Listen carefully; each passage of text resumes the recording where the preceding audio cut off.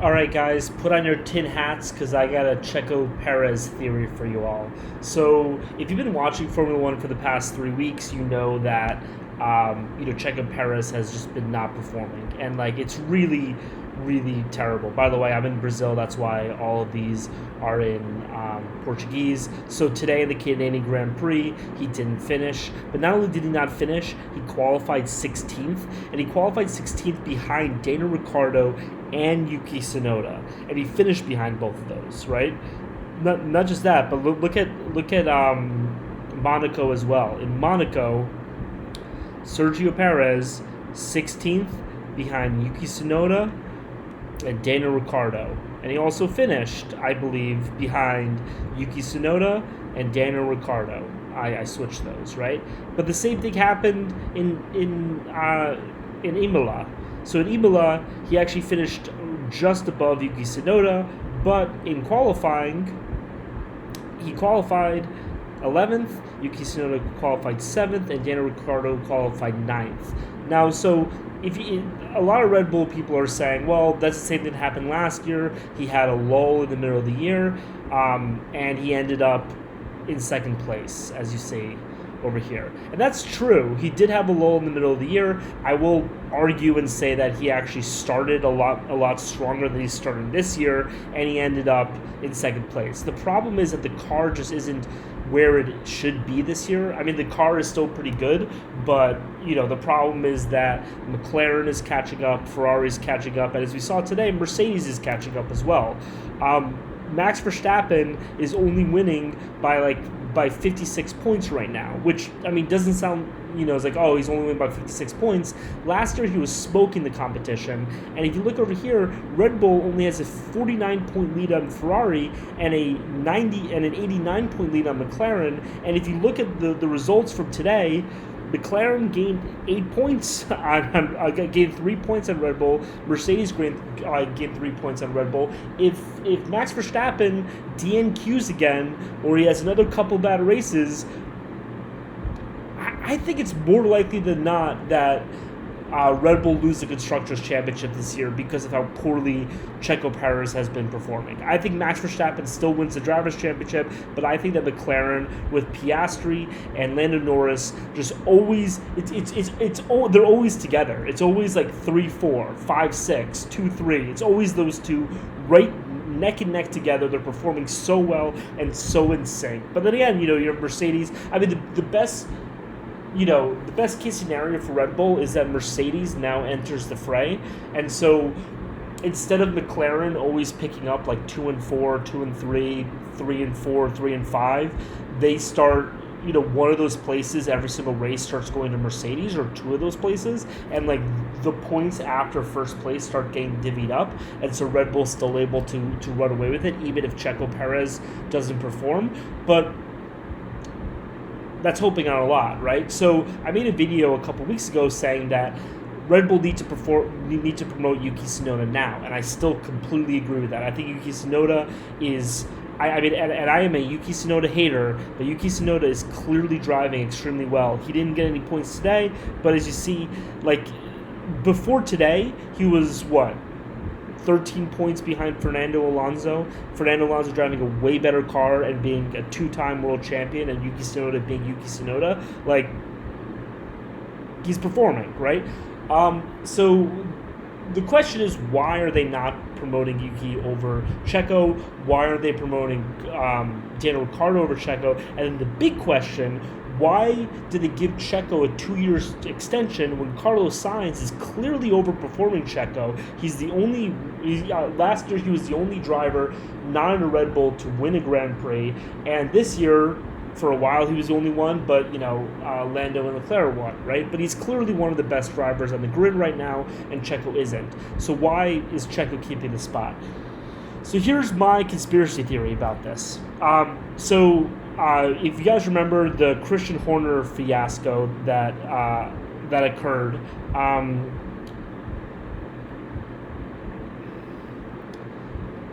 back in February, it looked like Christian Horner's exit was inevitable.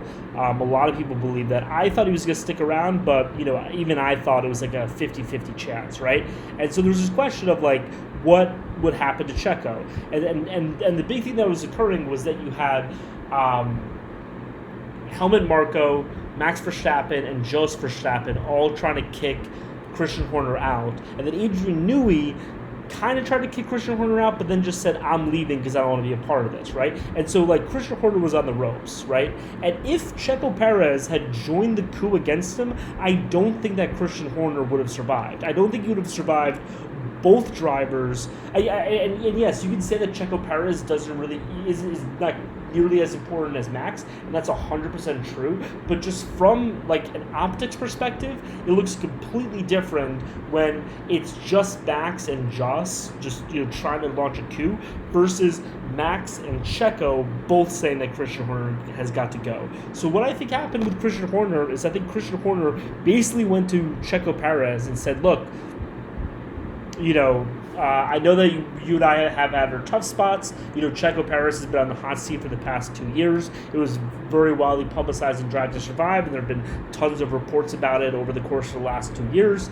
But look, I mean, A, it was justified because you weren't performing. I think Checo would be the first one to admit that. But two, like, do you really think you're going to fare a whole lot better with Helmut Marko here?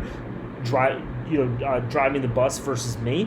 No, there's no way. Like, once I'm gone, you're gone too. And I think that Checo Perez, realized that. I think he made a deal with Christian Horner. Basically, look, I'll back you, or I'll stay out of the firefight, and in return, I get to keep my seat. And you saw this.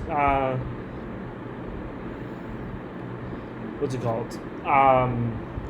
Perez then came out in March. This was still when there was all the fury going on, and he basically said, Christian Horner's fiasco is behind us. Basically saying, he let Christian fight a little bit, and then he said, look, this is done, we're racing. And I think that really allowed them to close the book on this whole mess. And another really critical aspect of this whole fiasco is that Yuki Tsunoda and Daniel Ricciardo did not come to Christian's defense. Now, Yuki Tsunoda is very different because Yuki Tsunoda was put there by Honda. And I think that's the main reason why Yuki Tsunoda hasn't gotten the chance yet, is because Red Bull feel that he was forced upon them. And, that is true, but as of now, he's performing, right? Yes, he, it's like, imagine if Lance Stroll was beating, Fernando Alonso. It'd be yes, he got there because of his dad, but now he's performing. Obviously, Lance Stroll isn't doing that, right? But it's the same, that's kind of where Yuki Tsunoda is. He got there because of Honda, but he actually is performing right now, and he does deserve that seat. But he didn't back Christian Horner, and Daniel Ricciardo, I think, is the one that really hurt Christian Horner because Christian is the reason why Daniel was there. And when this whole thing was going on, there was crickets from Daniel. And I think that if Daniel had backed Christian with the performance that he's having right now, out qualifying Sergio Perez, he would have had the seat. But I think that Christian Horner might have felt a little stabbed in the back by that. Let's even see Daniel Ricciardo, Christian Horner controversy.